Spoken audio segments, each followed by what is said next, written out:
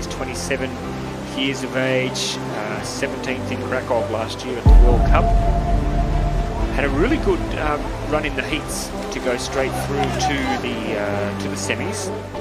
My name's Tyler Westfall. I am on the U.S. national team for slalom kayaking, which is the Olympic discipline of whitewater kayaking, and I'm a coach at the Potomac Whitewater Racing Center. It's a timed event from top to bottom, and you have poles, kind of like at slalom skiing, and you have to navigate through the gates on the way down the whitewater rapids. If you touch or you miss the gates, then you incur either a 2-second penalty for a touch or a 50-second penalty for a miss, which in a 100-second event is basically a DQ.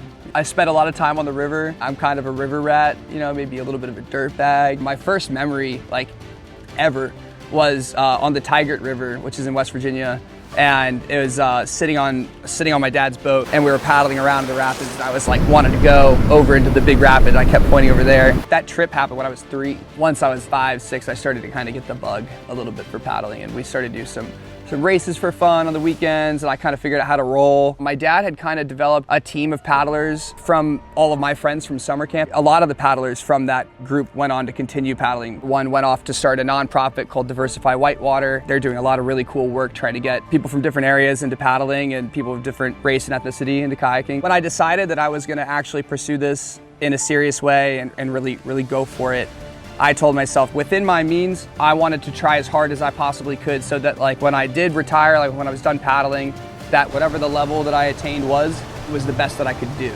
I made the junior national team my senior year of high school, and world championships for junior and U23 that year were in Australia. That was freaking rad. That was like super cool. And then I just kind of continued down that pathway, junior team, U23, and then I've been on the senior team for 11 years. So I've been teaching kayaking since I was 13. You learn more than you teach, I think, really. When you're coaching, you're constantly reminded of like the fundamentals and stuff, which are easy to kind of get lost to you once you're at a higher level. I think it keeps me really in tune to how I got there and what I can continue to do to focus on. So our sport, the fundamentals are relevant for every level.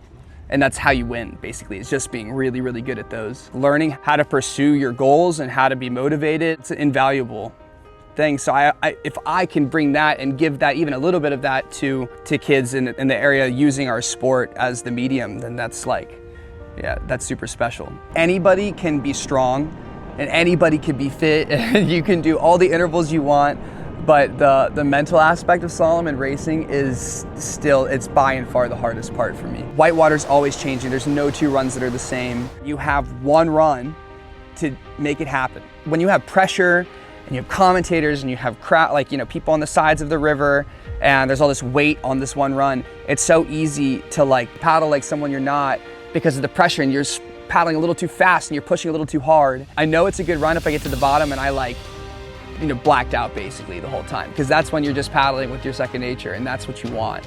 If you haven't tried the kayak in whitewater before, you don't understand like just how impressive some of the moves are.